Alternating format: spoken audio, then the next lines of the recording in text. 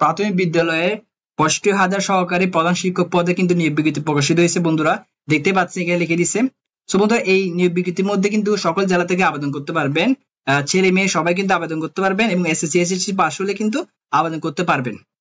তো বন্ধুরা এই নিয়োগ বিজ্ঞপ্তি নিয়ে কিন্তু বিস্তারিত আলোচনা হবে এই ভিডিওতে, এবং এই ক্যাটাগরিতে আরো যে নতুন সার্কুলার গুলো আসবে 2024 সালে সেসব সার্কুলার নিয়েও কিন্তু বিস্তারিত আলোচনা হবে এই ভিডিওতে।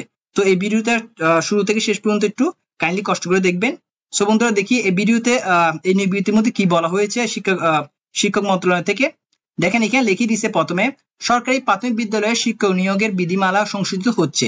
সংশোধিত বিধিমালায় বিদ্যালয় সহকারী প্রধান শিক্ষক নামে নতুন পদ সৃষ্টির প্রস্তাব করা হয়েছে। এই পদ সৃষ্টি হলে প্রায় 65,000, দেখছেন এখানে লিখে দিচ্ছে প্রায় 65,000 সহকারী প্রধান শিক্ষক নিয়োগ দেওয়া হবে। এখানে সুন্দর কিন্তু লিখে দিচ্ছে। তবে দেখেন বিধিমালায় প্রাথমিক শিক্ষকদের গ্রেড পরিবর্তন করে সহকারী শিক্ষকদের 12তম গ্রেডের প্রধান শিক্ষকদের 10ম গ্রেডে বেতন প্রদানের জন্য শিক্ষক নিয়োগ বিধিমালা সংশোধন করে পরিবর্তনে আনা হচ্ছে। প্রাথমিক ও গণশিক্ষা মন্ত্রণালয়ের অতিরিক্ত সচিব গিয়াসউদ্দিন আহমেদ এই তথ্য কিন্তু জানান। বিধিমালা গেজেট আকারে প্রকাশের পরপরই এই পদে নিয়োগ বিজ্ঞপ্তি প্রকাশ করা হবে। জানা গেছে প্রাথমিক বিদ্যালয়ের শিক্ষকদের মধ্যে অনেক সহকারী শিক্ষক হিসেবে চাকরিতে যোগদান করার পর কোনো পদোন্নতি পান না। একজন সহকারী শিক্ষককে 38 বছর একই পদে থেকেই চাকরি জীবন শেষ করতে হয়। পদোন্নতির সুযোগ না থাকায় অনেক কাজের আগ্রহ হারাচ্ছেন। এই অবস্থা দূর করতে নিয়োগ বিধিমালা চূড়ান্তকরণের উদ্যোগ নেওয়া হয়েছে।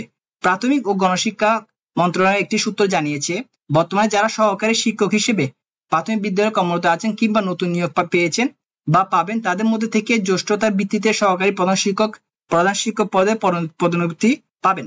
নতুন এই বিধিমালায় বলা হয়েছে প্রধান শিক্ষকদেরও পদোন্নতির সুযোগ তৈরি হবে। পর্যায়ক্রমে প্রাথমিক শিক্ষা অধিদপ্তরের 2টি পরিচালক পদেও ধাপে ধাপে পদোন্নতি পাবেন তারা।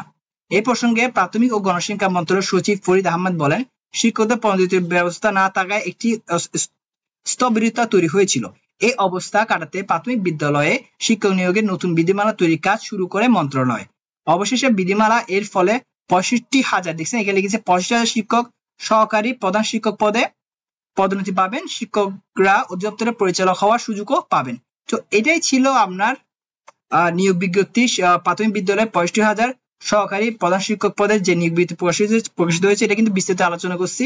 এরপরে কিন্তু বন্ধুরা আরো এই প্রাথমিক বিদ্যালয়ের কিন্তু আরো নতুন নতুন সার্কুলার বের হবে এই বছরে 2024 সালে। যখন এই সার্কুলার গুলো বের হবে তখনই আমি চেষ্টা করবো এগুলো নিয়ে পূর্ণাঙ্গ একটা ভিডিও করার জন্য আমার চ্যানেলে।